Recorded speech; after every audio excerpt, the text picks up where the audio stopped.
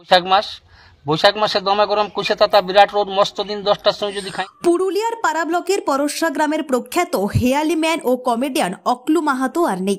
গতকাল বিকেল প্রায় 3টেই 59 বছর বয়সে নিজ বাড়িতেই শেষ নিঃশ্বাস ত্যাগ করেন তিনি। চাষের কাজের পাশাপাশি মানুষের মুখে হাসি ফোটানোই ছিল তাঁর আনন্দ।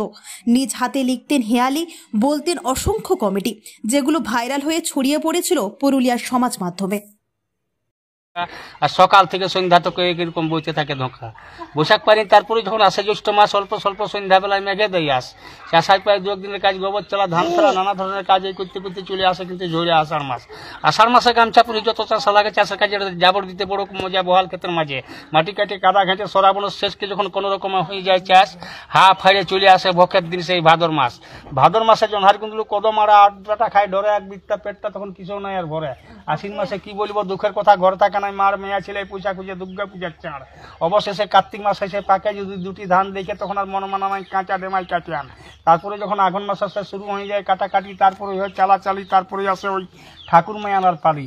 কোষের জাড়ে হাড়ে হাড়ে ঘুম লাগে যায় পাঁজর। অবশেষে আসে যখন মকর পরব, মেয়া ছেলে সবাই দেখায় ওই বাঁকা পিঠার গরম, বিশেষ করে লৌতন বউ গিলাই।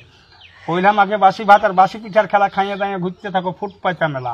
তারপরে যখন ফাল্গুন মাস আসে লোক চলে ঝাঁকে ঝাঁকে শাদি গমি লাগে থাকে, বিয়া করে শাদি করে বদল করে ফুলের মালা, কাক ডাকে, কুড়ি ডাকে, ঝড়ে গাছের পালা।